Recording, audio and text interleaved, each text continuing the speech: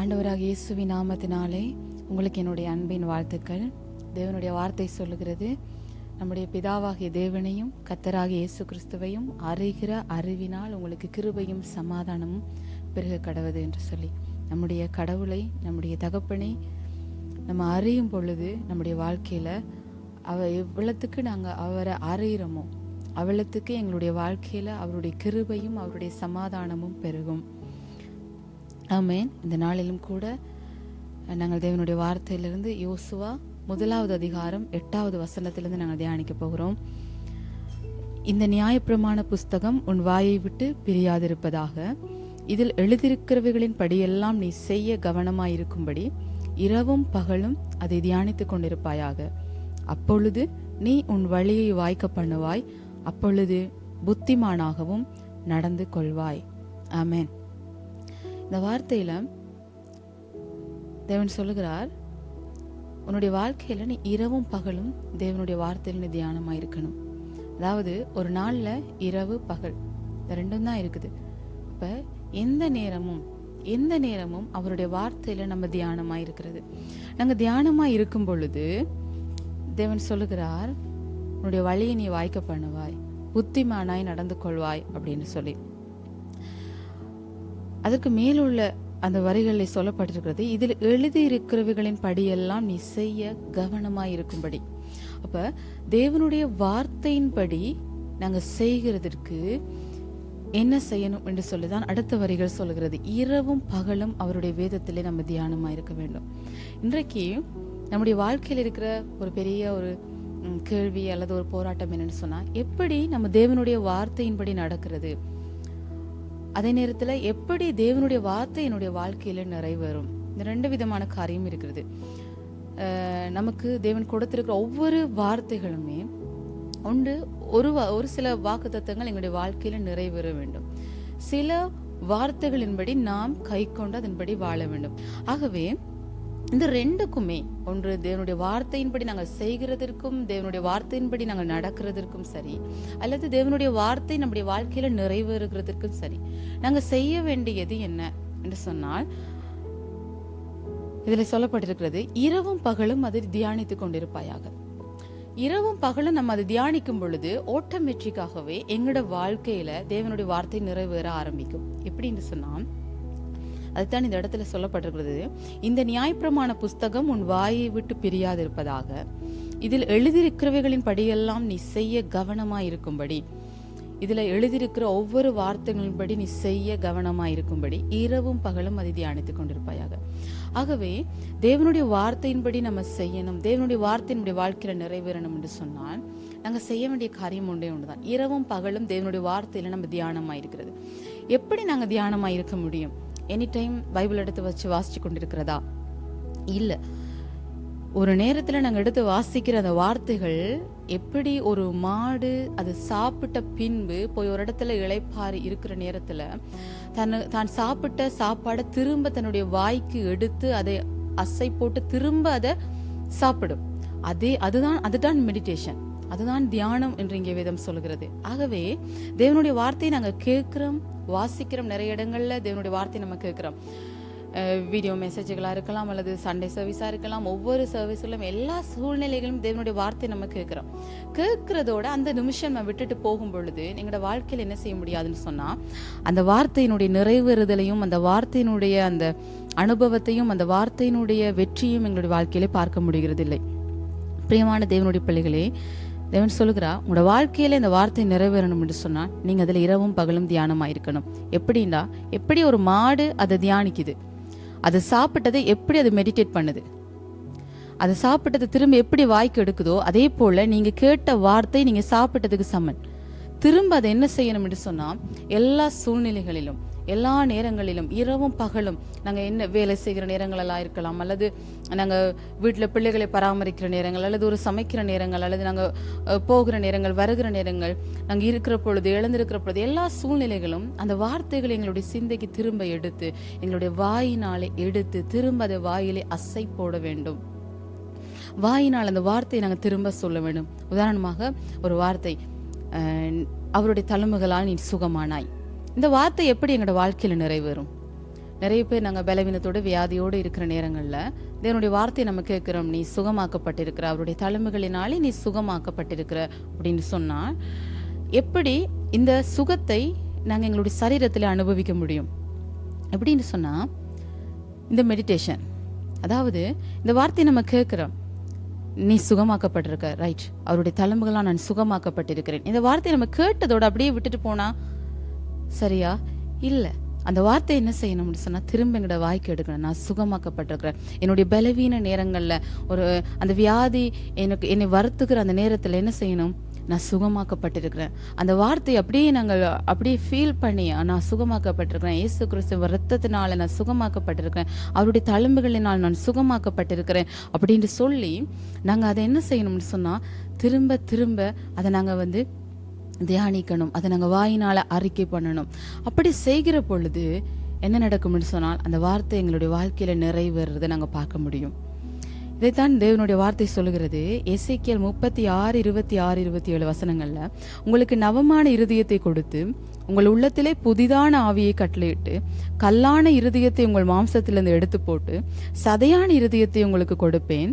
உங்கள் உள்ளத்திலே என் ஆவியை வைத்து உங்களை என் கட்டளைகளில் நடக்கவும் என் நியாயங்களை கை கொள்ளவும் அவைகளின்படி செய்யவும் பண்ணுவேன். அப்ப தேவனுடைய வார்த்தையை நாங்க கஷ்டப்பட்டு எங்களோட வாழ்க்கையில நிறைவேற்ற வேண்டிய எந்த அவசியமும் கிடையாது. நாங்க இன்னைக்கு என்ன நினைக்கிறோம்னு சொன்னா, தேவனுடைய வார்த்தை என்ற வாழ்க்கையில நடக்கிறதுக்கு நான் ஏதோ பிரயாசப்படணும், நான் ஏதோ கஷ்டப்படணும் அப்படின்ட்டு. தேவனுடைய வார்த்தை சொல்கிறது, உங்கள் உள்ளத்திலே என் ஆவியை வைத்து. எங்க ஒவ்வொருவருக்குள்ளும் பரிசுத்த ஆவியானவர் வாசம் பண்ணுகிறார்.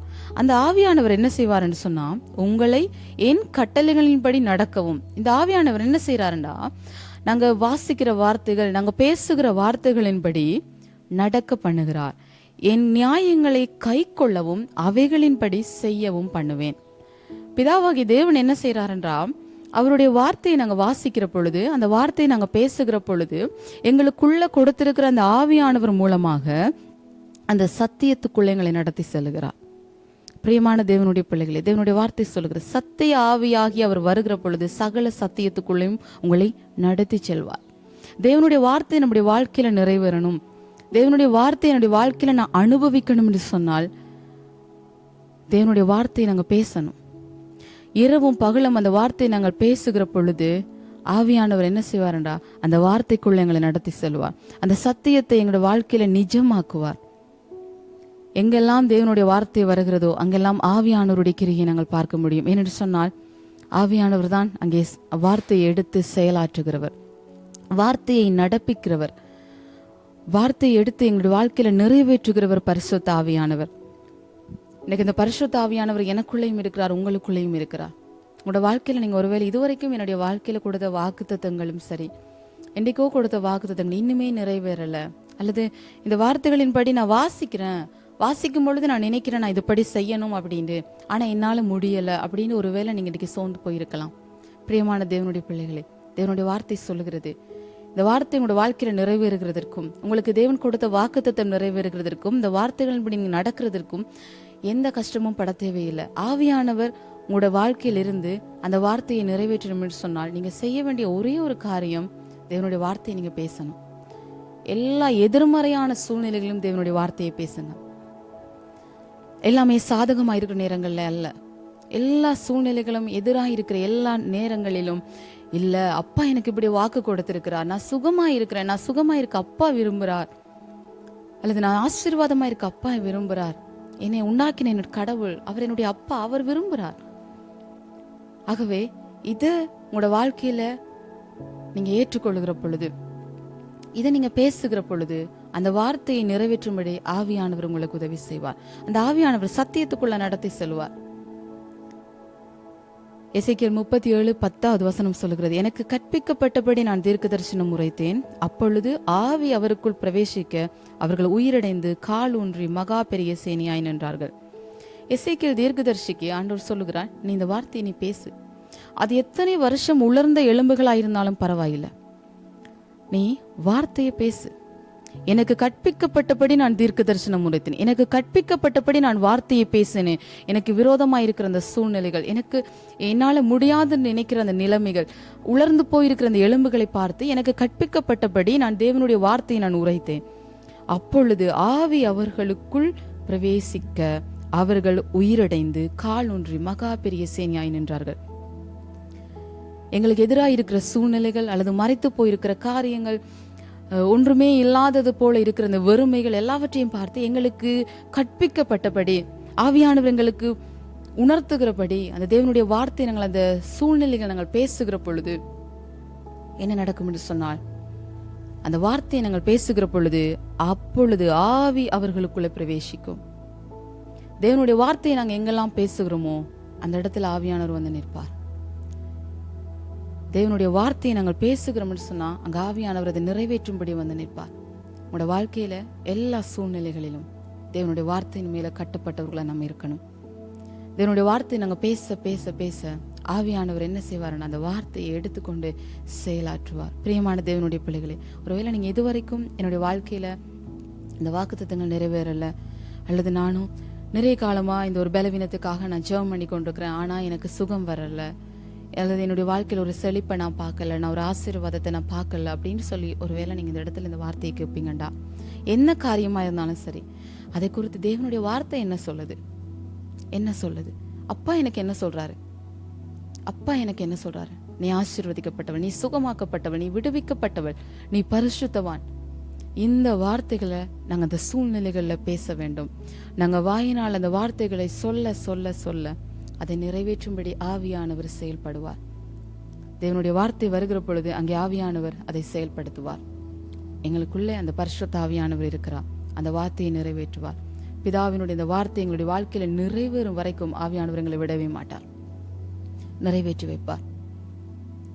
நாங்கள் ஜெபம் பண்ணுவோம். நல்ல தகப்பனே, இந்த நேரத்திலுமாய் இந்த வார்த்தையை கேட்கிற ஒவ்வொரு தேவ பிள்ளைகளுக்காக நான் ஜெபிக்கிறேன். அப்பா, உம்முடைய வார்த்தை எங்கெல்லாம் பேசப்படுகிறதோ அங்கெல்லாம் அதை நிறைவேற்றும்படி ஆவியானவர் கிரியை செய்கிறார். நாங்கள் விசுவாசிக்கிறோம். இன்றைக்கும் இந்த வார்த்தையை கேட்கிற ஒவ்வொரு பிள்ளைகளோட வாழ்க்கையில, ஒருவேளை என்னுடைய வாழ்க்கையில இதுவரைக்கும் இந்த வாக்குத்தத்தம் நிறைவேறல, அல்லது இந்த வார்த்தைகள் என்னுடைய வாழ்க்கையில நான் அனுபவிக்க முடியலன்னு சொல்லி ஒரு சூழ்நிலையில இந்த வார்த்தையை கேட்டுக்கொண்டிருப்பாங்கண்டா, இயேசுவின் நாமத்தை நான் ஜெபிக்கிறேன். எல்லா சூழ்நிலைகள் மத்தியிலும் உடைய பிள்ளைகள் வார்த்தையை கொண்டு ஜெயம் எடுக்கட்டும். வார்த்தையை பேசி அதன் மூலமாய் வருகிற அந்த நிரந்தரமான விடுதலையும் சமாதானத்தையும் உடைய பிள்ளைகள் தங்களுடைய வாழ்க்கையில் அனுபவிக்கட்டும். இந்த வார்த்தை கேட்ட ஒவ்வொரு பிள்ளைகளையும் இயேசுவின் நாமத்தில் நாங்கள் ஆசீர்வதிக்கிறோம். இருக்கிற இடங்களில் உம்முடைய கிருபையும் உம்முடைய சமாதானம் உம்முடைய பிள்ளைகளுடைய வாழ்க்கையில பெருகும்படி இயேசுவின் நாமத்தினாலே ஆசீர்வதித்து ஜெபிக்கிறோம் ஜீவனுள்ள நல்ல பிதாவே. ஆமென், ஆமென். கர்த்தர் தாமே உங்களை ஆசீர்வதிப்பாராக. God bless you.